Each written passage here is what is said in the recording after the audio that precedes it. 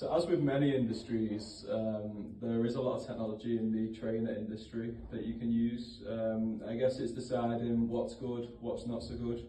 But over the years, you've kind of figured out that the InBody is a great device for you? I have.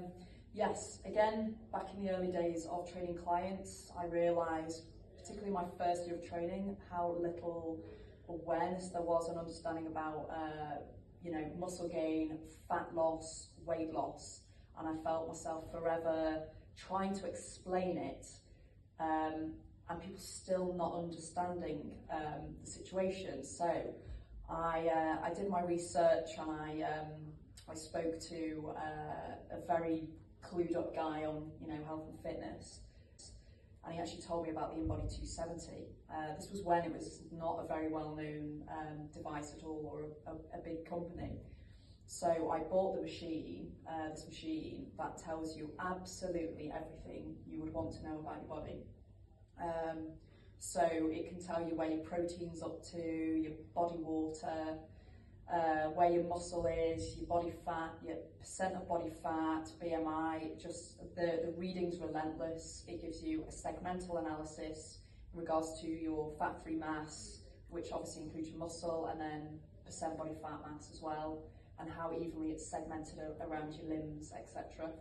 And it is phenomenal, the information, and I would say that I've learned to read it in a very, very good way, and kind of put the loopholes together.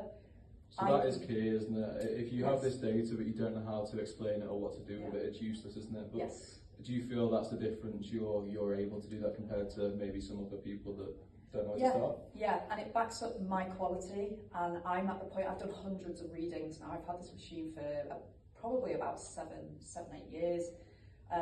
So it does back up what I'm doing upstairs, and I'm that confident now that I can literally say to people, if you do not change these 3 things, then you will not get results. If you do change these 3 things, you will get results. I know what to look for, and unfortunately, it can act as a lie detector as well, which brings me great delight.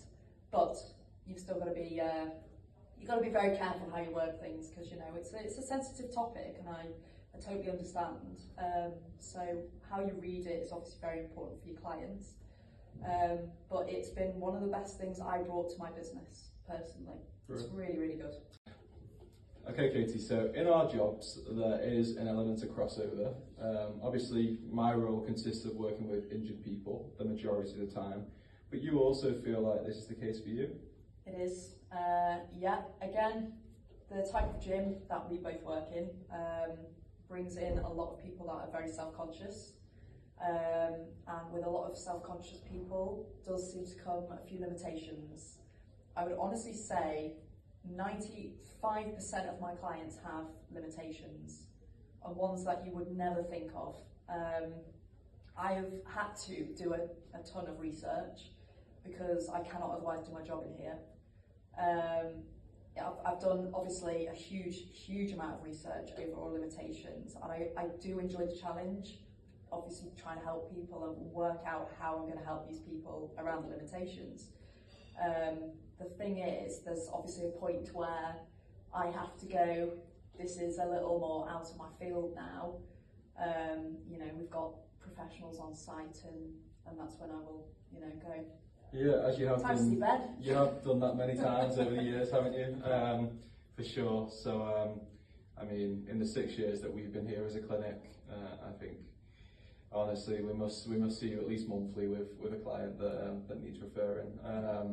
But that's just so good the way that can work, and vice versa. I think we probably don't help you as much as you help us, but we do obviously value you very highly, and we will be sending people your way if we feel like they're ready to go.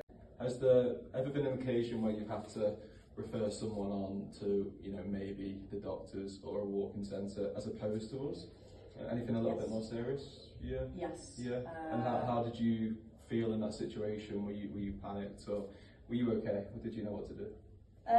No, I knew what to do, and I was relatively calm over the situation. I've been monitoring a certain pain that someone was experiencing, but it was, there wasn't very much that was being done for that pain to suddenly appear. And in the back of my mind, I had a feeling what it could be. But you know, you can put it out to the client, and you know, sometimes they don't quite jump on the bandwagon of what you're trying to say early, and they keep going and mentions pain. So, you know, I work with caution upstairs. I'm not here to make anybody worse. I'm here to make them better. You know, and I am very good at that. But there was a point where I had to sit this person just on the windowsill upstairs on the gym floor, and I said, right, listen, you know, I've mentioned this countless times now. I'm at a point where you really need to get this looked at. I think this is what it could be, but please don't quote me on it. And I think you need to take this a bit more seriously and get this checked out, because you know, this is hindering your gym work. I can't push this further until we know what that problem is. Yeah, good call, good call. I was very calm about it because, as I say, if you show stress through your emotions to a client, then that just gives stress to them. Absolutely. You know, and I just felt quite confident I knew what it was, and I did. Perfect, that's great. Some of the practitioners I've worked with in golf also, that's what I've learned from them really. That's the key thing, to stay calm under pressure. If you stay calm, you know, you don't necessarily panic the client. And like you rightly said, if you're going to panic, they're going to panic. Okay, so that concludes episode 2 of the Prevent and Perform podcast. I'd like to really thank Katie for coming on. No problem. Your expertise and knowledge is just so impressive, and sometimes, you know, you do keep it under wraps, so I did really want to get a video with you and you know, just put it out there a little bit more, and I'm sure all of your clients and friends and family will be watching. So yeah, no, thanks for coming on, and yeah, thank you for watching, guys. I'm sure we'll see you again next week for episode 3.